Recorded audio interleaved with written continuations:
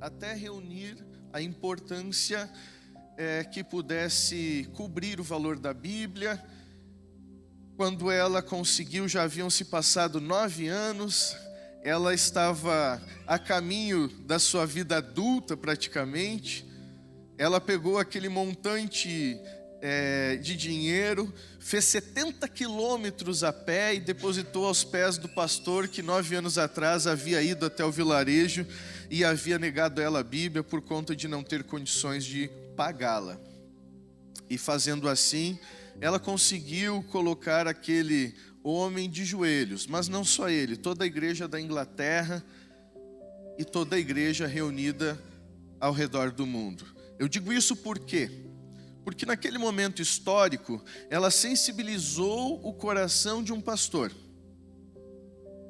que expôs essa necessidade e trouxe uma inconformidade. Desacomodou toda a igreja no Reino Unido, de modo que a igreja se decidiu a fazer com que a Bíblia fosse dada a todos e traduzida numa linguagem que todos pudessem lê-la. Ali iniciou-se aquilo que hoje nós chamamos de Sociedade da Bíblia, que foi a reunião, a soma de recursos, esforços, inteligência, oração e um trabalho árduo, missionário, para fazer com que a palavra de Deus, a obra bíblica, avançasse. Esse movimento ele iniciou ali, se desenvolveu e cresceu inicialmente por países de cultura inglesa e ele chegou até nós. Chegou até aqui no Brasil em 1948 e a palavra de Deus por meio da Sociedade Bíblica Brasileira, ela não apenas é entregue em formato de venda. Nós não somos vendedores de Bíblia. Nosso trabalho é muito maior do que esse. Nós tratamos da nossa missão em termos de um ciclo de vida da Bíblia. Para aquele que compra uma Bíblia, o ciclo de vida dela iniciou para ele ali. Mas para a sociedade bíblica, tudo começou o dia que pegamos as línguas originais, o hebraico, o aramaico e o grego, e começamos a traduzir elas para um idioma em que o evangelho ainda não havia alcançado. São muitas as línguas no mundo onde não há um versículo sequer da Bíblia traduzido. 60% das línguas hoje no mundo, não há um versículo sequer da palavra de Deus traduzido. Eu estou falando de mais de 3.500 línguas, onde a Bíblia não está traduzida nelas. Há muito trabalho a ser feito. Não apenas a dificuldade com a tradução da língua, mas também, após a tradução, como que a gente faz para disponibilizar a palavra de Deus a tanta gente?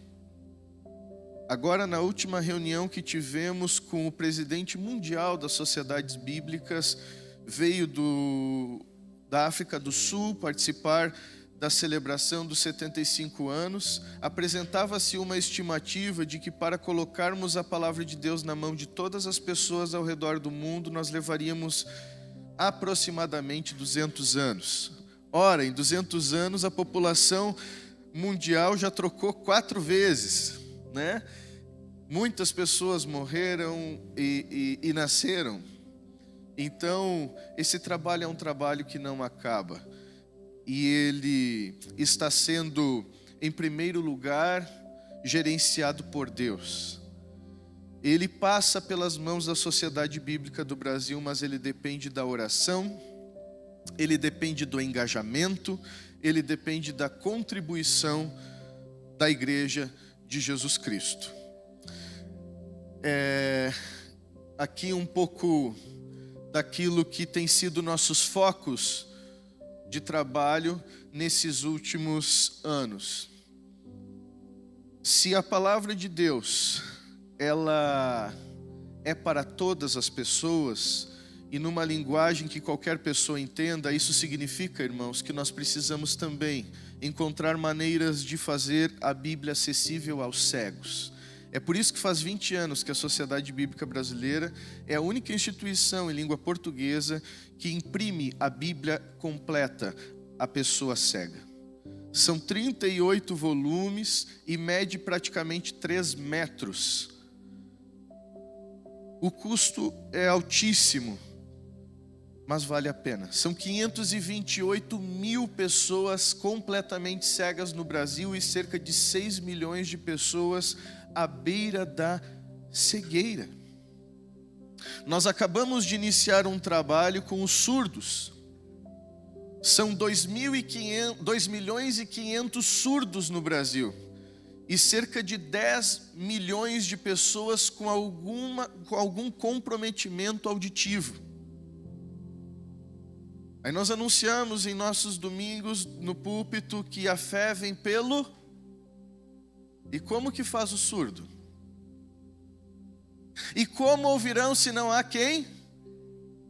Mas o que adianta pregar do modo tradicional como nós assim fizemos? É preciso fazer com que a palavra de Deus chegue nessas pessoas. E para a glória de Deus, nós estamos iniciando agora, faz 13 meses, a tradução de toda a Bíblia para Libras, a linguagem brasileira dos sinais. Fazem 13 meses que iniciamos esse trabalho. Nós traduzimos o livro de Jonas e algumas amostragens de gêneros literários diversos pelo cânon da Bíblia, para entender como que funciona traduzir um salmo, como que funciona traduzir um evangelho. Isso tudo é comunicado através de vídeo, fazendo uso de imagens, porque o modo de dizer as coisas de um surdo é o seu próprio corpo. Vou dar um exemplo aqui do desafio que é isso, quando você pega, por exemplo, o Salmo 139, na última reunião que tivemos com a equipe de tradução, foi nos feita uma amostragem da tradução do Salmo 139, onde o salmista diz: ainda antes que a palavra me venha, e aí? E quando a palavra não vem à língua do mudo, como é que se traduz isso? É um outro mundo. São quase 10 pessoas envolvidas nesse projeto diariamente. O desafio disso faz com que algumas palavras na língua hebraica cheguem a levar um dia inteiro para se conseguir traduzir. Então nós queremos colocar a palavra de Deus na mão de todos os cegos. Nós queremos fazer com que os surdos tenham acesso também a ela. Nós queremos levar a palavra de Deus a todos os hospitais, aos enfermos. Queremos fazer com que a palavra de Deus alcance todas as famílias, em especial aquelas que vivem em extrema vulnerabilidade, sofrimento, pobreza. Queremos fazer com que a palavra de Deus chegue a todas as escolas. Olhamos de forma muito especial aos refugiados ao redor do mundo. Não são poucos. Nós queremos que a palavra de Deus alcance o dependente químico. Desejamos que a Bíblia chegue aos presídios ao redor de todo o país, porque nós sabemos que não há outro meio pelo qual essas pessoas possam ser livres e ter suas vidas transformadas. Aqueles que trabalham com capelania prisional sabem muito bem.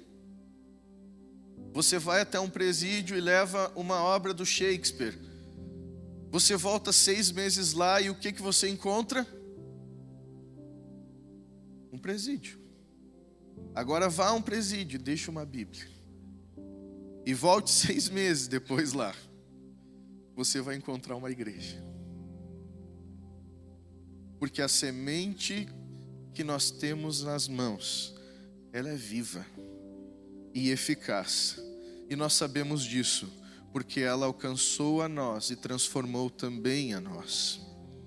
Nosso desejo é colocar a palavra de Deus na mão de pessoas de toda e qualquer classe social.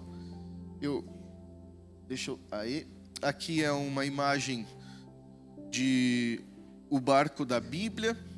É um trabalho que temos há 60 anos no norte do país, fazendo do rio Amazonas uma estrada com médicos, dentistas, psicólogos, assistentes sociais, farmacêuticos, enfermeiros, com um mercado, uma farmácia, um brechó, uma loja de brinquedo comunitária, fornecendo tudo isso gratuitamente para a população ribeirinha, olhando a missão de uma maneira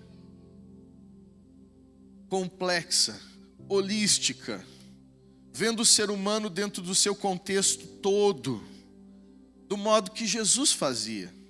Ele primeiro chegava e perguntava: o que tu queres que eu te faça? Depois ele dizia: vem e me segue.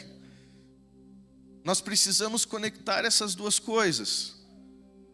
Precisamos ter clareza de que a palavra de Deus, ela é capaz, e somente ela, de transformar o ser humano de dentro para fora e mudar a história de uma nova geração.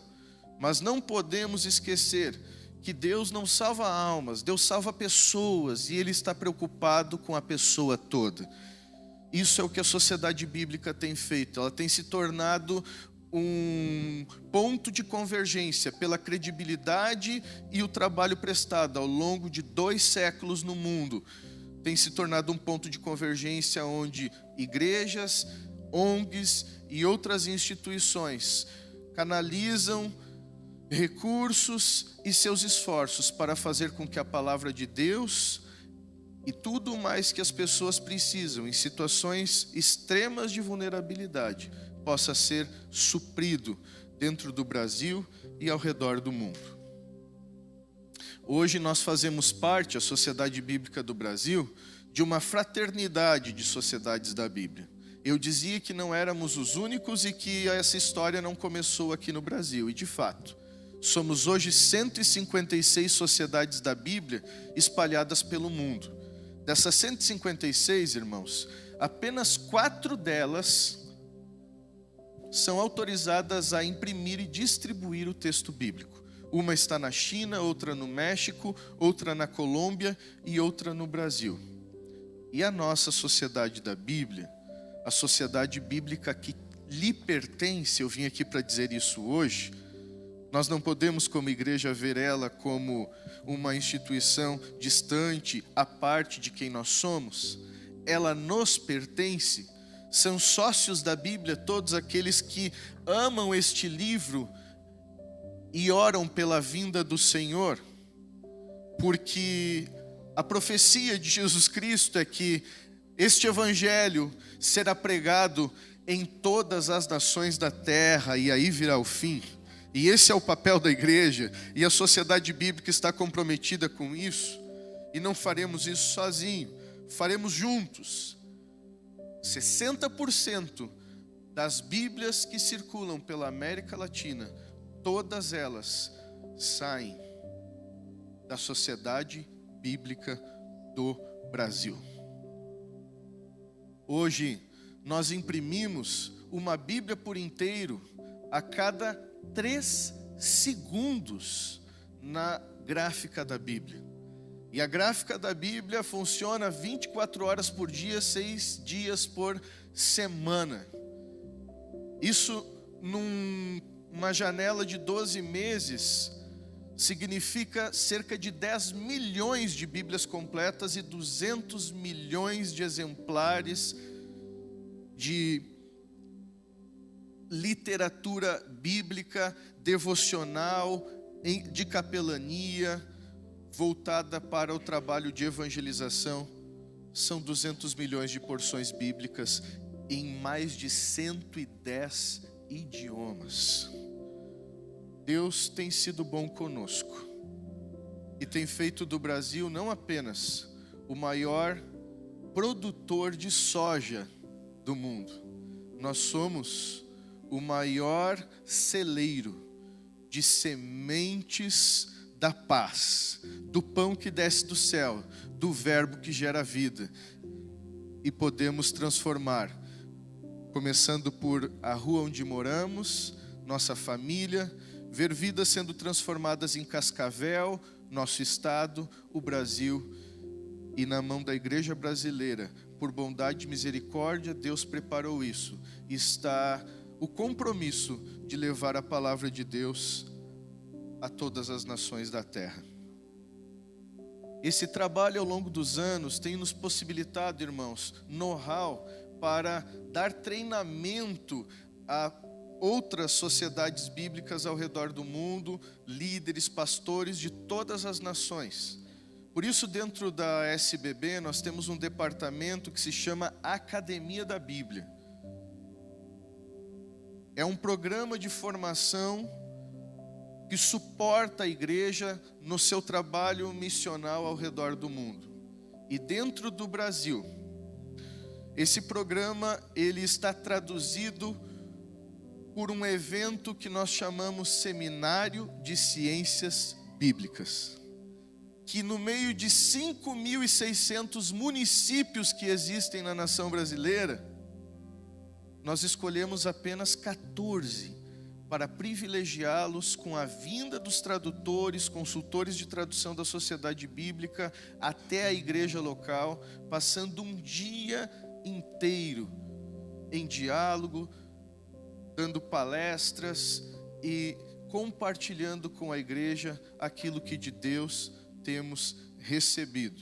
E Deus tem sido tão bom conosco e tão bom com vocês, que agora, no mês de novembro, no dia 15, um feriado de quarta-feira, esse evento vai acontecer aqui. Eu quero muito ver todos vocês. Vai ser um tempo muito especial. Nós teremos 2 equipes de tradução, e isso é inédito. Estão vindo para Cascavel. A Catherine, que vai dar 2 palestras, é quem está dirigindo pelas Sociedades Bíblicas Unidas toda a tradução da Bíblia em Libras no Brasil. E o nosso irmão Caexo Henry é quem está cuidando da tradução do Caigangue aqui no Brasil. Esses 2 irmãos estarão aqui fazendo uma amostragem do trabalho, compartilhando com vocês experiências. E para quem acha que é uma linguagem extremamente complexa, acadêmica, querido, querida irmã, você está enganado. É uma linguagem próxima, são pessoas humildes e que vão falar a linguagem de vocês. Vocês com certeza serão edificados e crescerão muito nesse dia. Eu conto com a colaboração de todos para a divulgação desse evento e oro para que Deus até lá nos abençoe.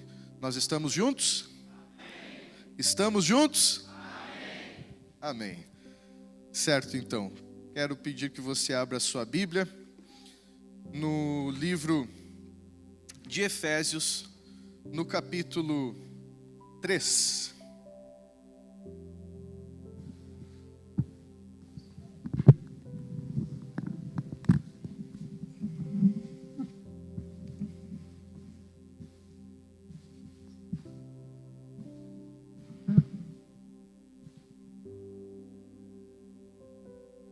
Livro de Efésios, capítulo 3.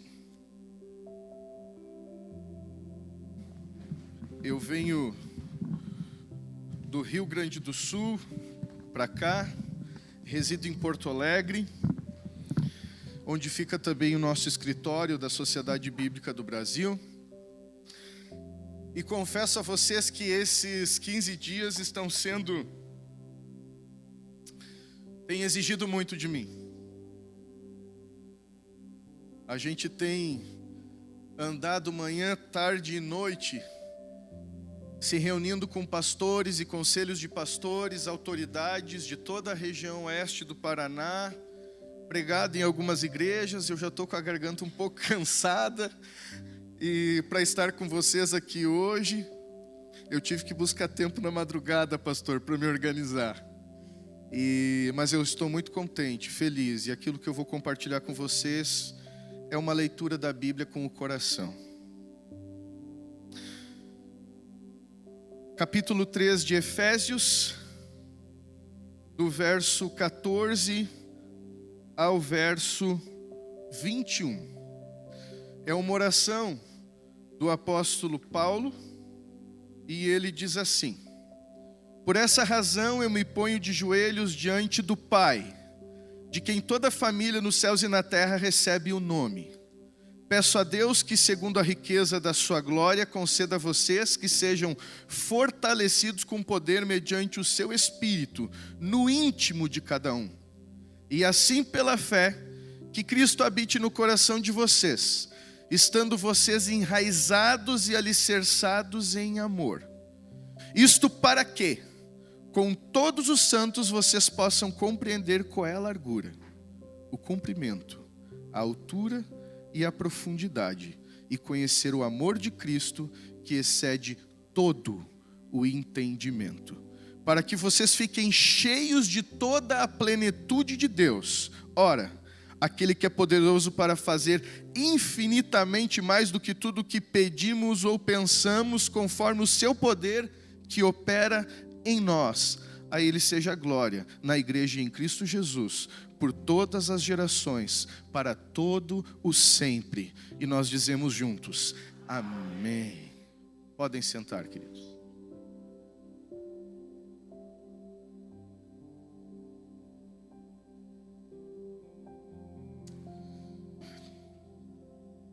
Estimados irmãos e irmãs, a carta de Éfeso, ela faz parte de uma coleção de cartas que são as cartas da prisão. Paulo está em Roma, e de dentro de Roma ele está escrevendo a uma comunidade que faziam alguns anos que ele não via, mas são pessoas com quem ele chegou a viver durante 3 anos. E pelo escrito dele, embora seja uma carta não tão pessoal como outras do Novo Testamento, existe profundidade entre Paulo e a relação de Paulo com essa igreja. Nós notamos isso pela profundidade teológica que nós encontramos dentro da carta de Paulo aos Efésios. A carta de Paulo aos Efésios, ela é um compêndio teológico que se aproxima a uma síntese do livro de Romanos. Há uma riqueza muito grande sendo revelada de Deus, seu reino, e falando a respeito do que é a igreja na perspectiva divina e o papel da igreja no mundo. O problema que Paulo tem a resolver com essa carta é colocar fim numa divisão, numa ruptura, numa tensão que estava existindo entre convertidos gentios e judeus dentro daquela comunidade de fé. E depois ele acaba enviando Timóteo a Éfeso e oferece Timóteo, a quem ele escreve, orienta e lhe chama filho na fé, como um líder para presidir, pastorear a comunidade de Éfeso, o que vem a ser no futuro uma comunidade relevante, talvez a comunidade mais relevante da Ásia Menor, lugar onde o João do Apocalipse, virá passar os últimos dias da sua vida. E é por isso que Efésios deve ser lido como se fosse uma carta de Deus, que redige um documento para a sua família. Aqui você pode entender família desde a família nuclear, que é você pai, que é você mãe, até a família da fé, que é substituída em alguma medida em casos em que uma pessoa se converte e solitariamente serve a Deus em sua própria casa. Essa pessoa, ela não está sozinha na fé, ela deu entrada a uma nova família. E o que Paulo escreve é para um coração da família, é para o coração de um pastor, de uma congregação, a fim de que eles se mantenham servindo a Deus de forma digna, humilde, em amor e servidão uns para com os outros. Eu queria fazer alguns apontamentos sobre a oração que nós acabamos de ler. Em primeiro lugar, lembrar que a Bíblia é um livro de orações. E as orações, elas denunciam o contexto daquele a quem ora. Salmos é um livro de orações entre os hebreus. E, em segundo lugar, é importante dizer isso, porque isso corrobora para a construção de uma teologia da oração nos nossos dias. A oração na Bíblia, ela é inspirada. Portanto, é uma palavra que nasce em Deus, que passa pelo Filho que clama, pede, ora e que volta a Deus. E me parece que a palavra de Deus, quando diz que o Espírito ora em nós e nos diz que nós devemos de orar conforme a sua vontade, ela está dizendo que Deus ora em nós. Eu lembro aqui de uma discussão entre um monge agostiniano na Idade Média, Lutero, e um dos seus colegas que dizia: eu tenho dificuldade de orar, porque eu dobro os joelhos e quando oro eu me dou conta ao abrir os olhos que eu estou sozinho. E a oração é um monólogo. Só eu falo e não escuto ninguém. Por isso eu desanimo. Ao que Lutero responde da seguinte maneira: eu concordo completamente com o senhor de que a oração é um monólogo, mas eu não concordo com duas coisas. Eu não concordo que estamos sozinhos e não concordo que somos apenas nós quem falamos. Pelo contrário, a oração é um monólogo, mas nós estamos acompanhados e nela só Deus fala. Paulo está preso aqui, irmãos. Ele está vivendo um dos momentos mais angustiantes da sua vida. A cabeça dele está indo a prêmio. Nós, por muito menos, não oramos. E quando oramos, dobramos os joelhos para pedir por quem? Paulo, ele dobra os joelhos para pedir por aqueles irmãos a quem ele ama.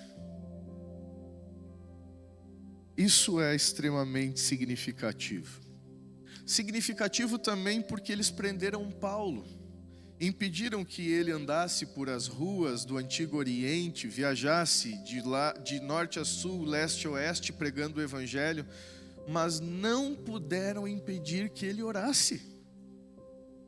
Eles poderiam inclusive pegar uma linha e uma agulha e costurar toda a sua boca. Ainda assim, Paulo permaneceria a orar, porque ninguém pode nos impedir de orar. Nós podemos perder todas as coisas da vida, mas essa possibilidade, e é a única que importa, nunca nos será roubada.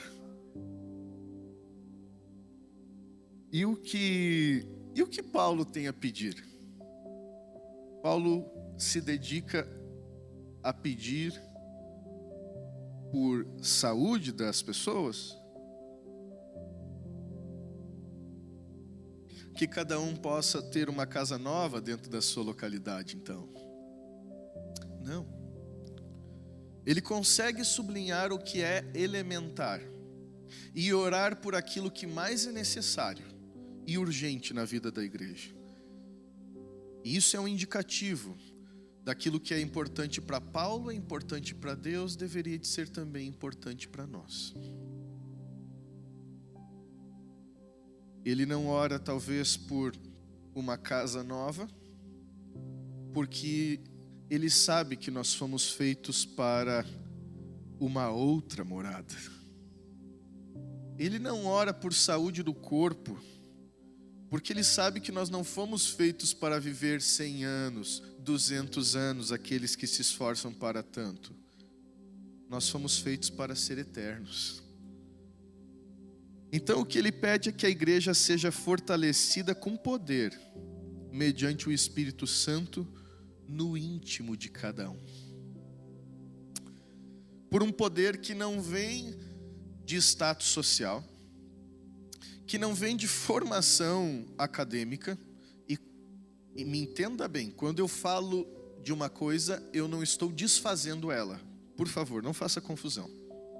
Eu não estou dizendo que essas coisas não têm importância alguma. Eu apenas estou dizendo que Paulo está sublinhando o que é mais importante.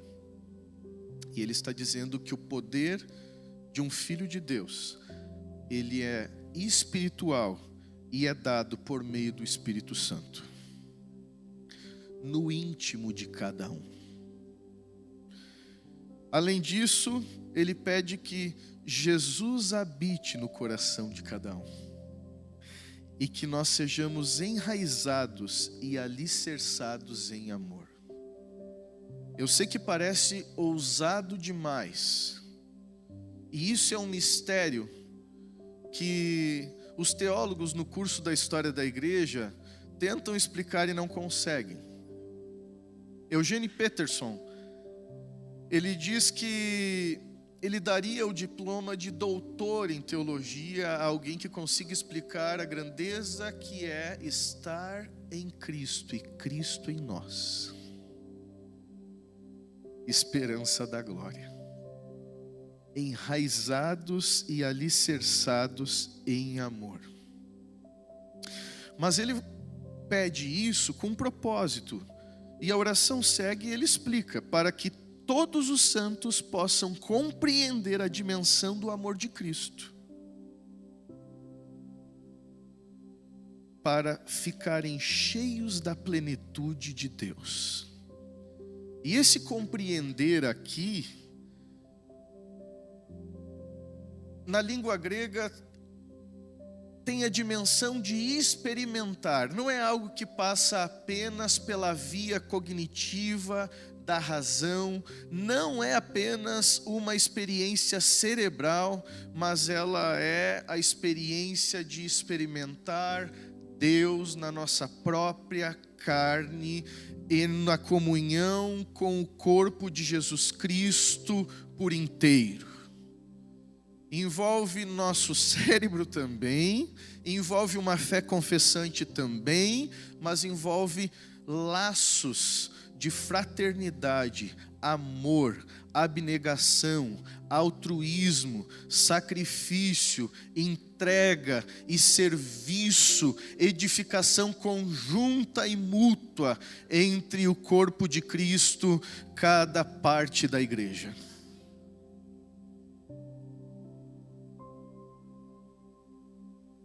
E ele termina encerrando com uma doxologia.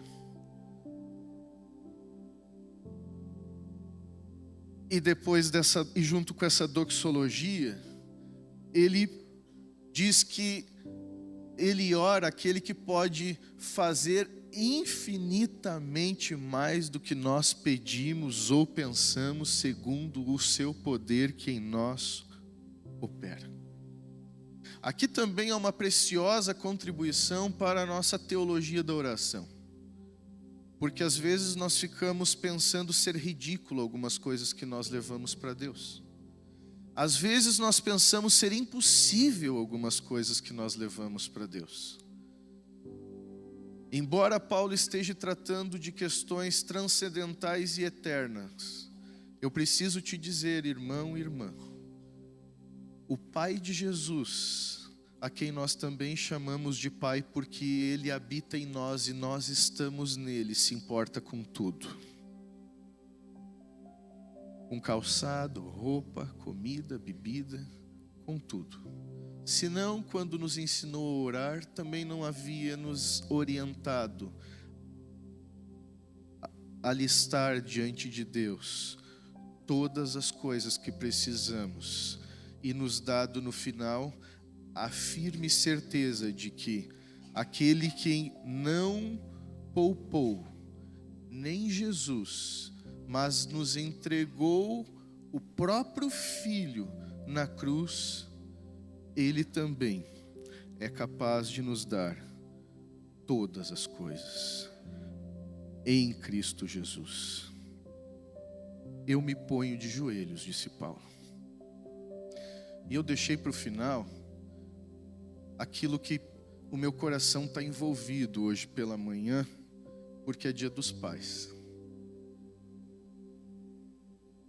Ele abriu essa oração e no introito dessa oração ele diz assim: eu me ponho de joelhos diante do Pai, de quem toda a família, nos céus e na terra, recebe o nome. A Bíblia é um livro de genealogia. A Bíblia sublinha de forma muito clara a nossa ancestralidade, e quando ela nos conta de onde viemos, ela aponta para Deus. Ela diz: existia um momento no tempo aonde só existia Ele. E Ele, que é autossuficiente, existente desde a eternidade, nos gerou em amor, e com o hálito da sua boca nos trouxe vida. E nesse lugar onde o primeiro homem abriu os olhos pela primeira vez, depois de ser feito à imagem e semelhança de Deus como uma escultura de barro, nesse lugar que ele abriu os olhos, demorada e delicadamente, a primeira imagem que ele viu foi quem? Foi Deus. E esse é o lugar onde o homem foi criado para estar, jamais sair, diante daquele que em amor, compaixão e misericórdia o gerou.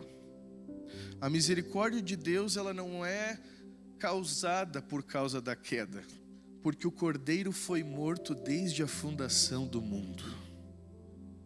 Deus sabia os riscos que tinha, e quando criou o homem, disse a ele: não coma dessa árvore, porque se você comer, eu morro. Mas mesmo assim o fez. E Paulo está escrevendo à igreja de Éfeso, desvendando esse mistério eterno e dizendo: ora, agora vocês podem, judeus e gentios, brasileiros, brancos, pardos, negros, intelectuais, indoutos, seja quem for, de toda tribo, raça e nação, chamar Deus de Pai, porque Ele põe o seu nome em toda a família que há nos céus e na terra. John Stott diz que é possível que Paulo esteja dizendo não somente algo a respeito da família cristã,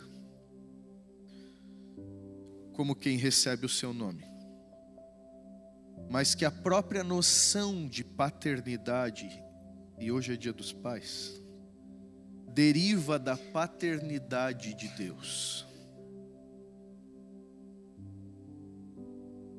O verdadeiro relacionamento de paternidade humana com a paternidade divina não pode ser entendido em termos de uma analogia.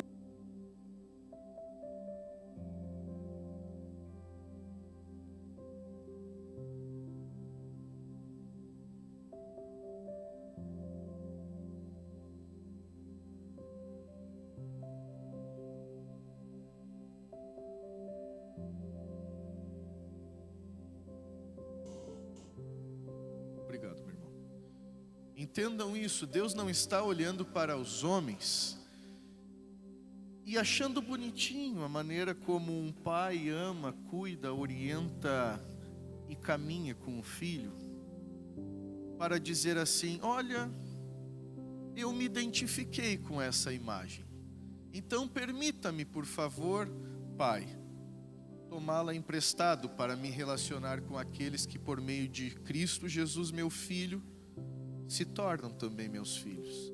Não é isso que Deus faz, porque Deus já existe em família, desde a eternidade. Ele é Pai, Filho e Espírito Santo, e a Trindade habita em comunidade, e a forma de existir em comunidade de Deus é a maneira como Ele dá-se a revelar entre os homens. Então, a paternidade não é usada por Deus como de forma análoga. E a paternidade, ela também não é tomada pelo ser humano, como sugeriu Freud, o pai da psicanálise, em termos de uma suposta projeção de um homem vulnerável e que olha para o pai e que às vezes vê o pai vulnerável como também ele é, ou perde o pai no curso da vida, como eu vi uma irmã aqui dizer que o pai dela não está aqui hoje com ela. Eu sei que essa é a situação de muitos de vocês. E então olha para o vazio, porque perdeu o referencial de autoridade, de cuidado, de proteção, de amor, de carinho, de orientação. Não é isso que está acontecendo. Não é uma projeção humana. O homem, quando perde o pai e ergue os olhos, ele encontra Deus. O pai de todos os pais, cuja imagem inspira a paternidade no curso da história humana. Portanto, Deus, enquanto Pai, irá fazer com que a paternidade, seja ela exercida entre os cristãos ou não, se torne uma derivação da sua figura e lugar de autoridade e cuidado no mundo. Está claro isso? Paternidade não é uma analogia, não é uma projeção. Paternidade é uma derivação. A paternidade de Deus é uma realidade arquétipa, a fonte de toda a paternidade que se possa receber no mundo. Por isso eu preciso dizer aos pais: quer ser um bom pai, olhe para Deus. Quer ser um bom pai, se ocupe com as Escrituras. Quer ser um bom pai, desenvolva sensibilidade e esteja atento na escola do Espírito Santo, no modo como Deus lida com teus fracassos, tuas limitações, teus pecados, as decepções que tu tens causado ao longo da história, e desenvolva compaixão e misericórdia como Deus, mas numa profundidade tal, que por mais que o seu filho insista, você nunca desistirá dele. Como o pai do filho pródigo, faz anos que ele foi embora, mas você continua lá. Nunca para de esperar. Eu quero dizer aos filhos: se você quer honrar o seu pai, honre o seu pai, ouça e respeite o seu pai, com a mesma reverência e temor que você tem sido orientado no curso da história bíblica. olhar e reverenciar a Deus. A palavra honrar no quarto mandamento na língua hebraica, ela é em hebraico a mesma expressão usada para venerar Deus no Antigo Testamento. Olha o lugar que nós pais fomos colocados e o compromisso que temos.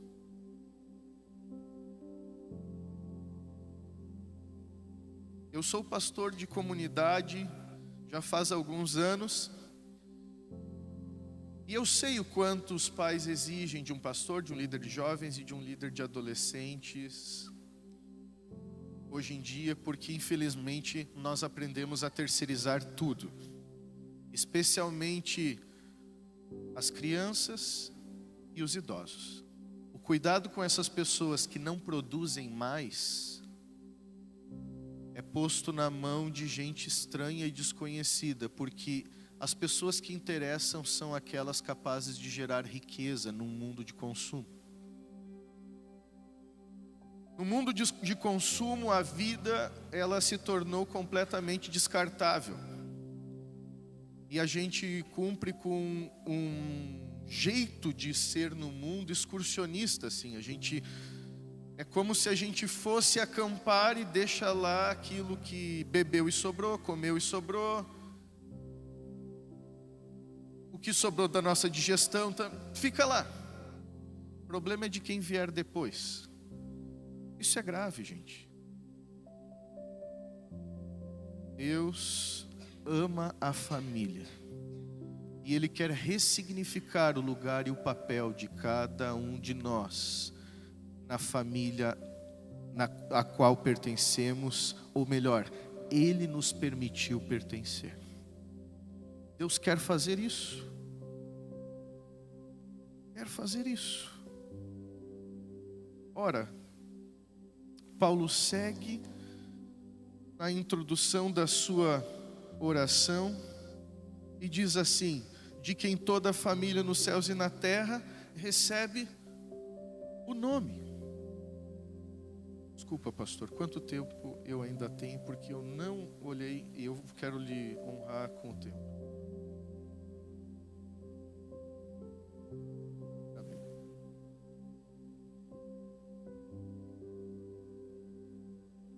Quanto?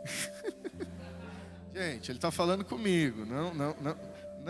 Não se mete nisso, por favor. Se você não quer se incomodar, não se intrometa.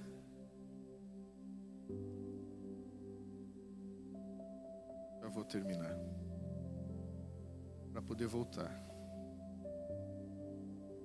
Pelo menos voltar para minha casa.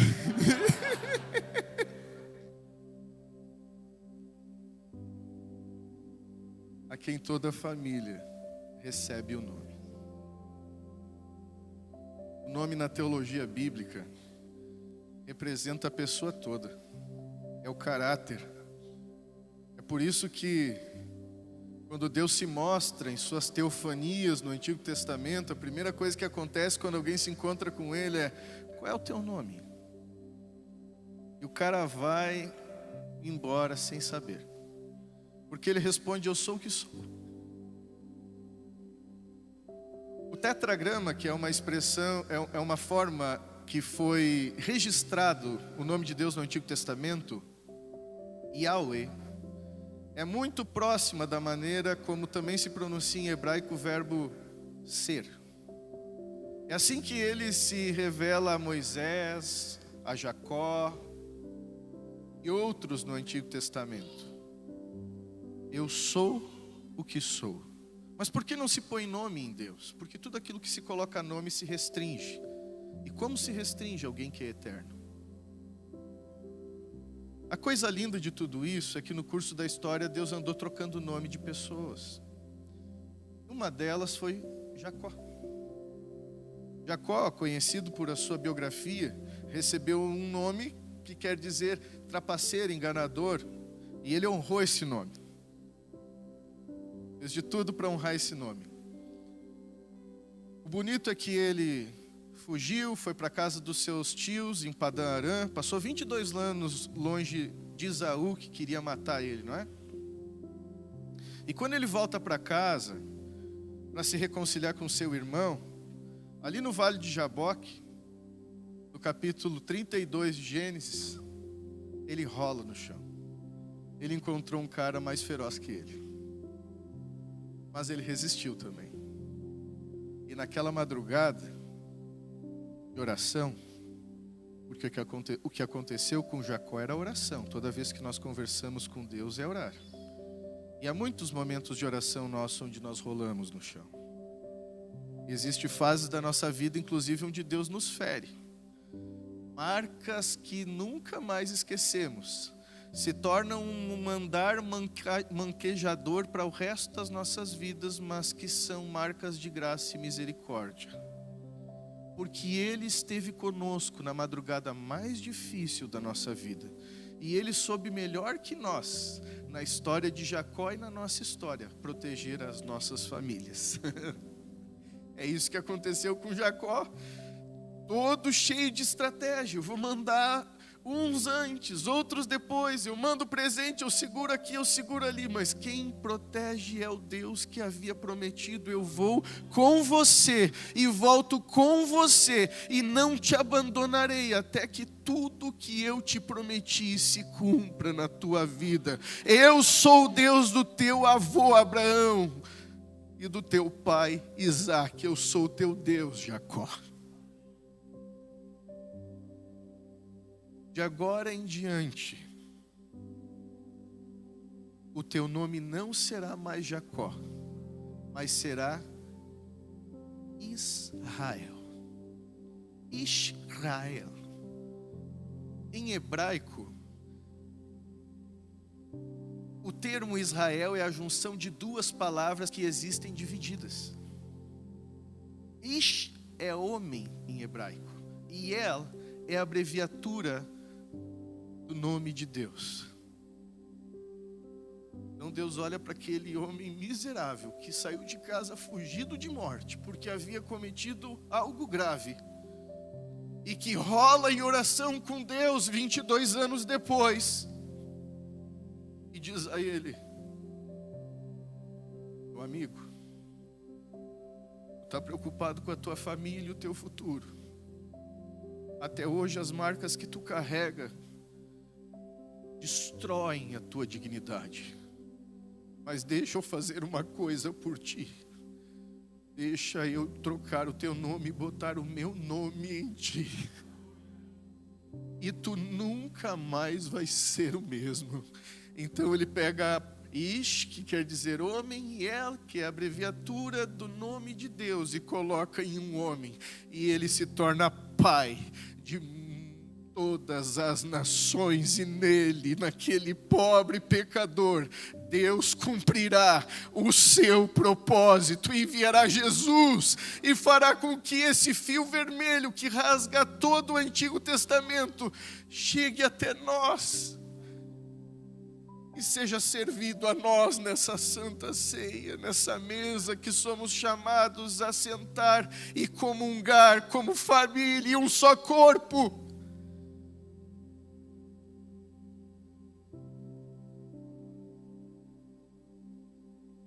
Deus está também preocupado com o seu nome,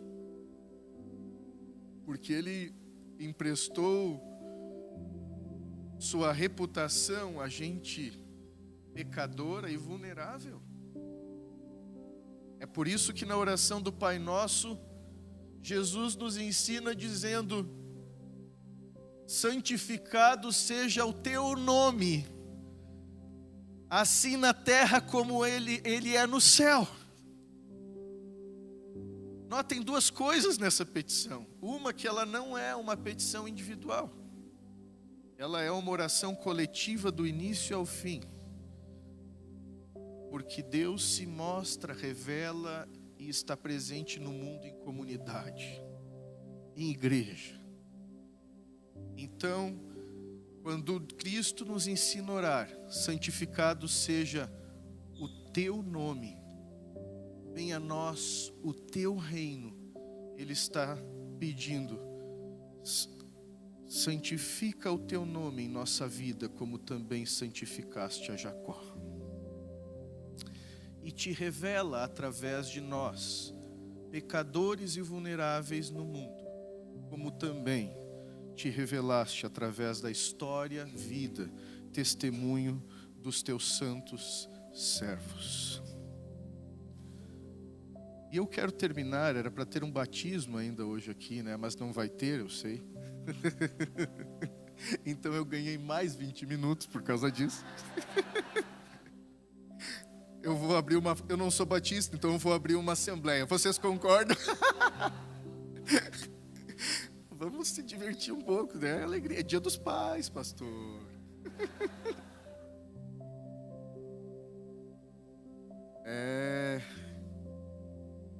Vocês vão ir por todo mundo, em Mateus 28 diz. Ensinando o que eu tenho ensinado a vocês, por todo o mundo. Batizando os discípulos, em nome do Pai, do Filho e do Espírito Santo. Em, essa partícula grega, enomato, teu, que é Deus, enomatu, agios, o Espírito Santo, Jesus Cristo, o Iós, o Filho. Essa partícula em nome. Lembrem que o nome representa a pessoa toda.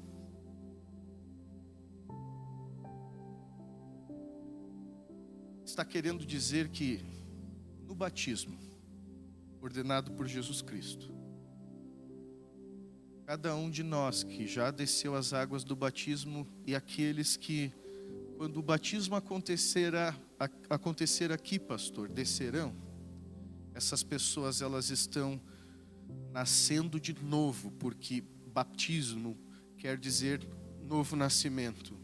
Então, elas estão nascendo de novo para dentro do nome de Deus, para dentro do nome do Pai, para dentro do nome do Filho e para dentro do nome do Espírito Santo.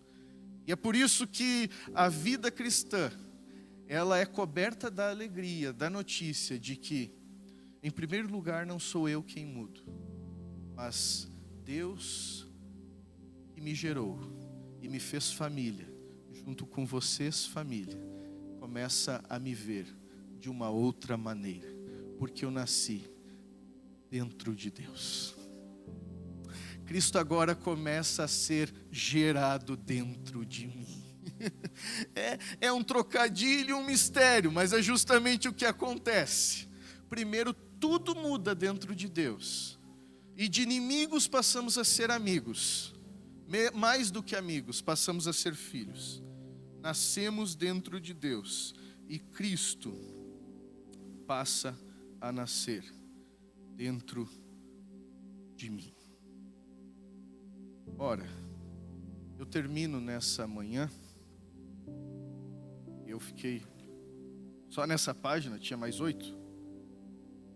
O pastor não me avisou?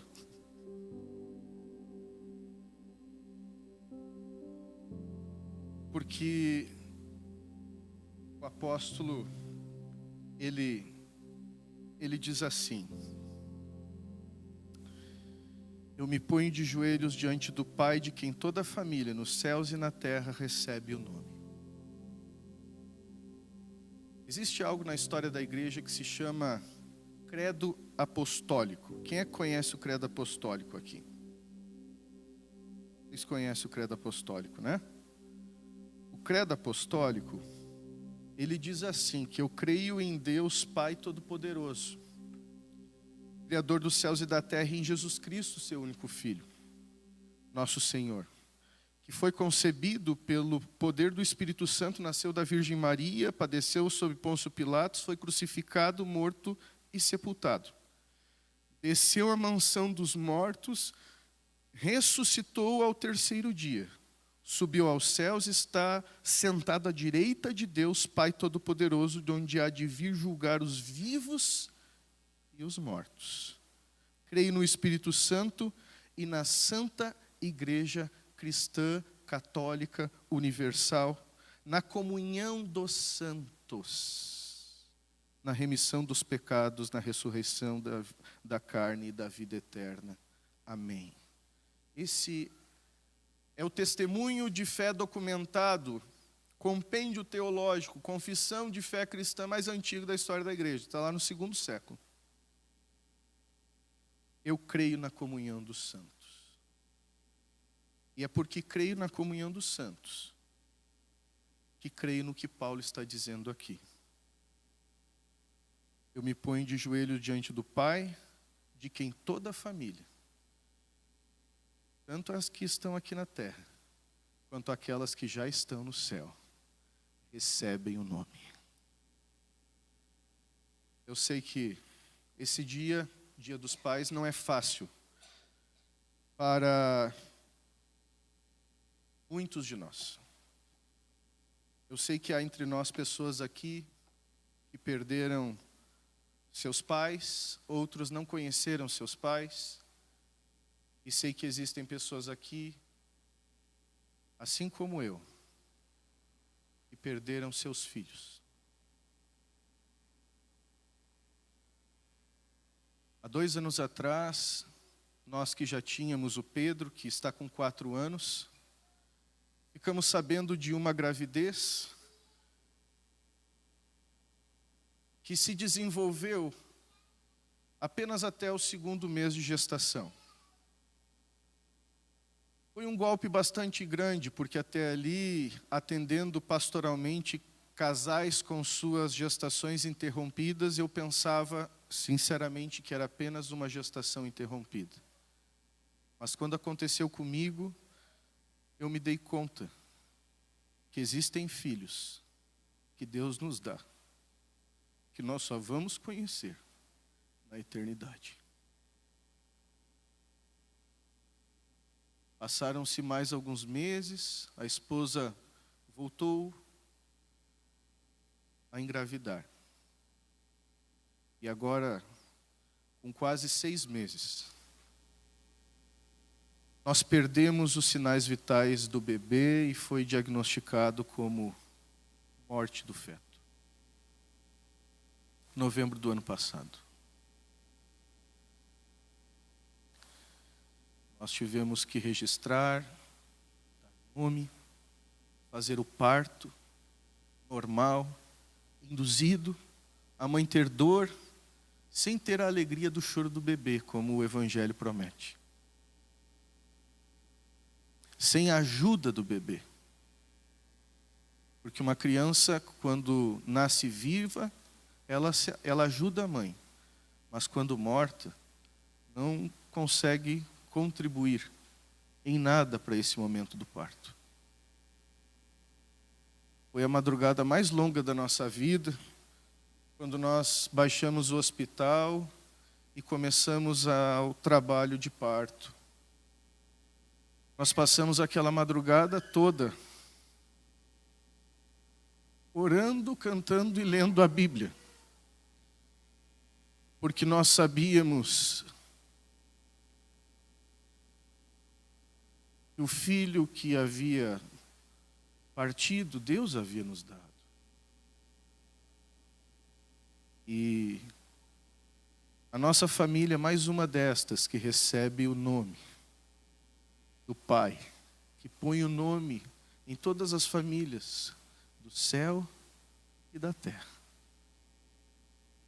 Uma enfermeira procurou por Aline naquela madrugada, eu estava ao lado e disse: mãe, tu precisa agora buscar por um ponto fixo aqui e olhar só ali, para suportar as dores que vão vir nas próximas horas. E diante da nossa maca estava uma cruz com Cristo nela. A minha esposa pegou firme na minha mão e disse: amor, nós vamos continuar olhando para o lugar onde nós sempre olhamos.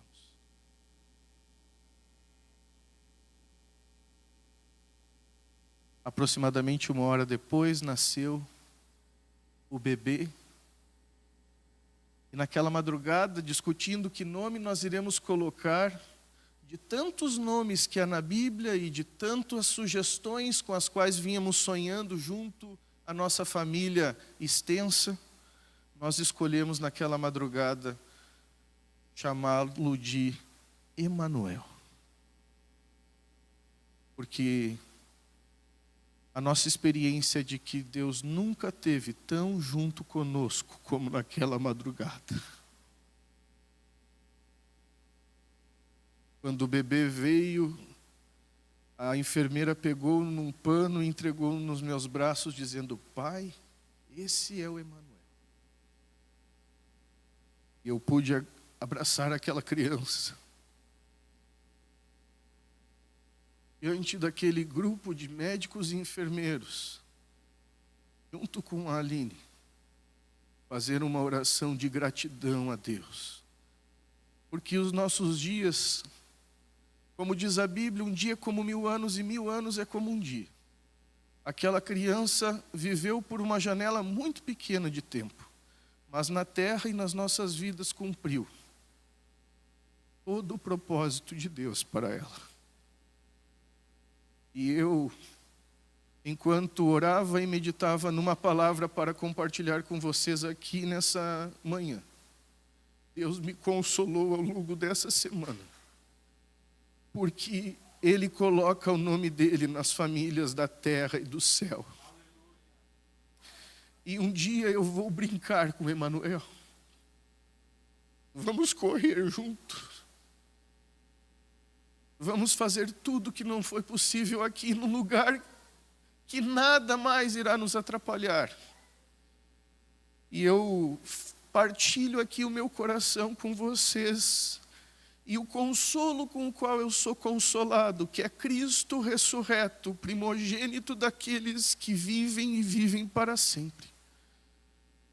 Na tentativa e com o propósito de também, com o consolo que sou consolado, consolar cada pai aqui enlutado, ou que perdeu algum filho, consolar algum filho que perdeu o pai, e te dizer que um dia todos nós vamos participar da Santa Ceia de novo juntos, para toda a eternidade. Nosso Senhor estará na cabeceira da mesa.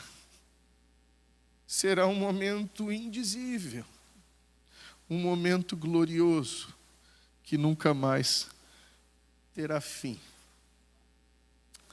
Bendito seja o nome do Senhor, que Deus nos abençoe, que Deus abençoe a vocês, pastor. Eu encerro aqui e lhe devolvo a palavra. Desculpe pelo tempo e muito obrigado. Obrigado, irmãos.